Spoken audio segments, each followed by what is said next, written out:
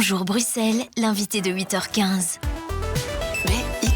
Et notre invitée, c'est Karine Lallieu, bonjour, ministre des Pensions et de l'Intégration sociale, également en charge de Belliris, le fonds qui permet au fédéral de subsidier un certain nombre de politiques à Bruxelles. On y reviendra tout à l'heure. On commence par les pensions. Karine Lallieu, proposition de réforme de la réforme mise sur la table.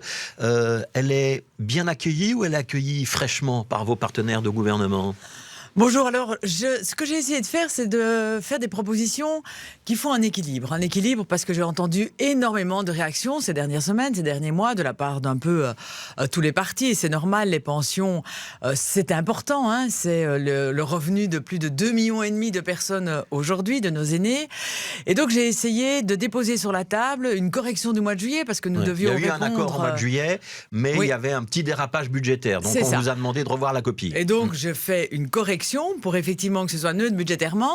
Je fais attention au coût des pensions puisque j'en arrive à diminuer le coût des pensions, mais tout en garantissant effectivement un soutien fort à l'emploi, tout en garantissant effectivement, en diminuant l'impact genre dans le cadre des pensions et aussi en faisant attention aux travailleurs les plus fragilisés. Diminuer l'impact genre, je traduis pour tout le monde, ça veut dire qu'on est attentif aux carrières des femmes qui est souvent un peu plus compliquée que celle des hommes. Parce qu'il y a congé paternité, parce qu'il y a plus de temps partiel, etc. Ce qu'on voit encore aujourd'hui, malheureusement, c'est que la règle sociale fait que les femmes interrompent leur carrière pour les enfants, pour des soins. Elles ont des carrières moins longues, plus irrégulières. Et donc, nous devons protéger ces femmes aussi dans le cadre de leur pension pour éviter la pauvreté des femmes quand elles sont âgées. Alors, je voudrais qu'on rentre un petit peu quand même dans le détail de ces mesures correctrices que vous avez présentées dans la presse hier et qui devraient être débattues vendredi en Conseil des ministres. Le bonus pension, donc c'est l'idée qu'on allait attribuer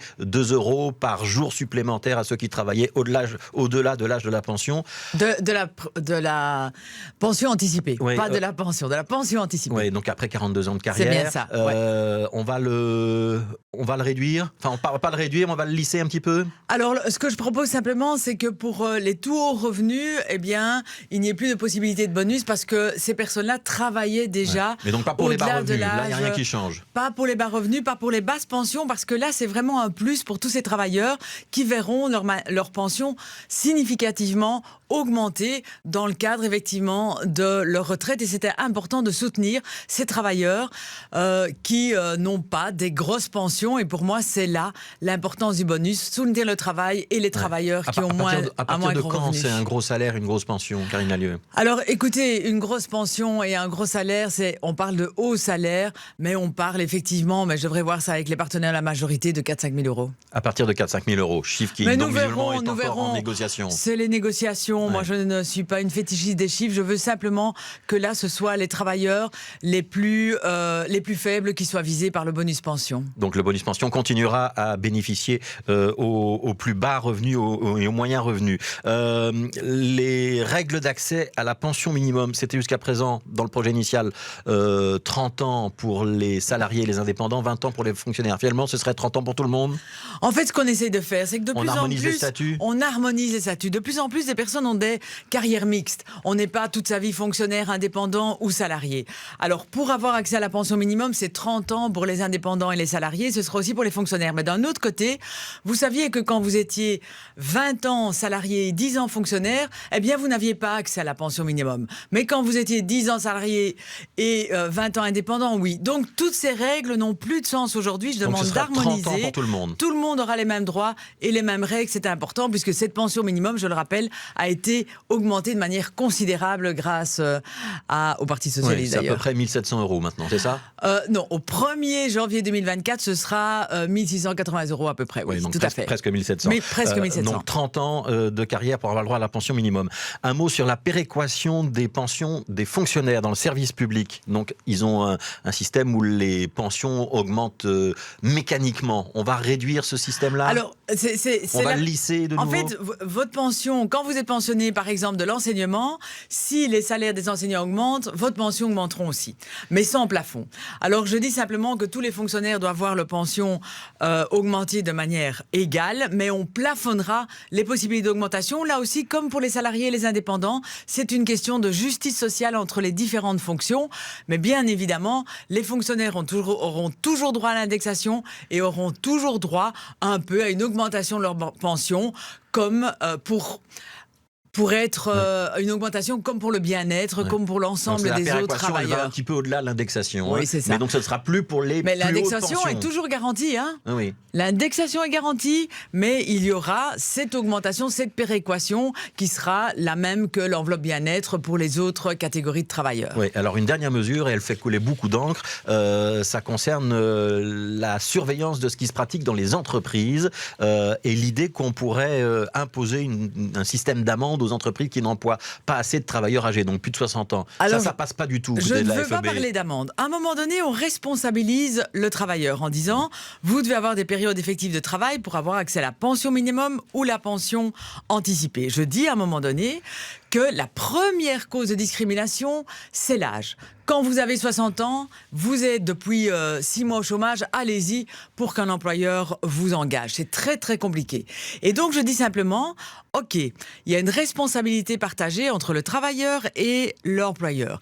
Et aujourd'hui, chaque employeur doit faire des plans emploi pour effectivement voir comment il maintient ou il engage des travailleurs âgés. Je dis qu'il faut faire un focus sur les plans emploi pour les travailleurs de plus de 60 ans. Mais il est quand même question de sanctionner les entreprises, Karine Lallieu. De les responsabiliser par rapport à une cotisation. Et si on voit que certaines entreprises, il n'y a pas de travailleurs de plus de 60 ans, alors que dans toutes les autres entreprises du même secteur, il y en a, ils devront cotiser. Ici, c'est une responsabilisation. Vous savez, moi, quand j'entends effectivement la FEB, donc les patrons qui s'y opposent catégoriquement, mais je les entends jamais quand on veut diminuer le pouvoir d'achat des travailleurs, quand on veut remettre l'indexation et ils veulent remettre l'indexation des travailleurs. Là, on n'entend pas. Quand on dit « Ok, les employeurs, on vous soutient par rapport au travail, on vous soutient, mais on vous demande une petite responsabilisation », là alors, c'est la guerre et c'est un non catégorique. Je trouve ça inacceptable de la part des employeurs aujourd'hui. Alors, tout ça, ce sont des propositions à l'heure actuelle. Donc, débat vendredi en Conseil des ministres. Vous avez une chance que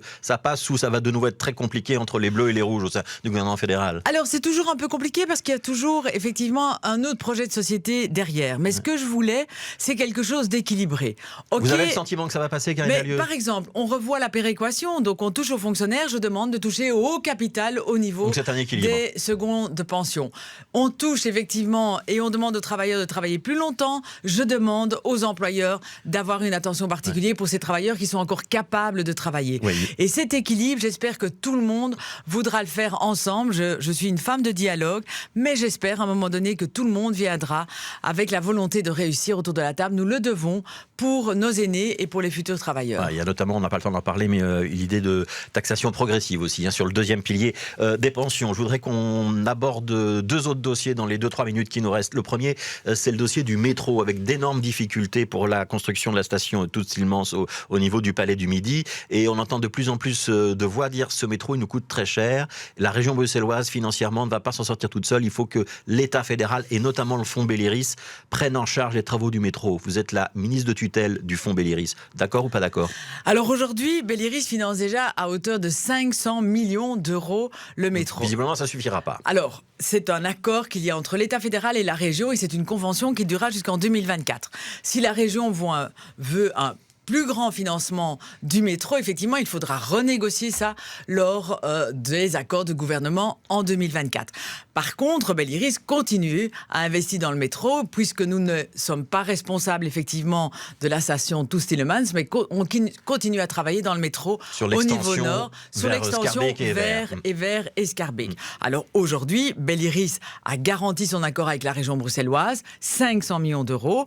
Alors, en 2024, on verra ce que la région bruxelloise demande au fédéral pour voir s'il veut plus financer le métro ou pas. Ça vous semble possible que le fédéral débloque un petit peu plus d'argent pour le métro? Alors, il y a un fonds Belliris, il y a un fonds Belliris, et c'est une négociation toujours entre ce que veut Bruxelles et le rayonnement de Bruxelles pour le fédéral. C'est possible, mais c'est à négocier, il faudra voir avec les partenaires de gouvernement. Parce que simplement, une convention se termine en 2024, la convention pour le métro entre l'État fédéral et la région bruxelloise. Mais ce que je veux dire... Si vous y êtes toujours au fédéral après 2024, vous appuierez les demandes de la région bruxelloise? J'appuie toujours les demandes de la région bruxelloise si elles sont dans un contexte global, mais vous savez que Belliris, c'est beaucoup d'autres choses que le métro, notamment les logements sociaux, et c'est important aussi de financer d'autres types de travaux par rapport à Belliris. Un dernier mot, vous n'êtes pas directement concerné par le dossier, la friche Josaphat et les questions de mobilité où on voit que les socialistes et les écologistes bruxellois n'arrêtent pas de se chamailler. C'est un peu la guerre entre le PS et écolo à Bruxelles? Alors, c'est une question aussi de projet de société et c'est une question aussi d'égalité sociale. Vous savez que aujourd'hui, l'écosocialisme, c'est une réalité pour les socialistes. D'un côté, il y a une énorme friche. Nous voulons effectivement répondre à la pénurie de logements, qu'ils soient sociaux, publics. Donc il faut construire des logements sur la friche. Il faut construire des logements sur la friche. Friche, c'est l'accord de gouvernement. Par contre, il faut aussi permettre à tous les Bruxellois de respirer. Et là, la proposition, c'est 50-50.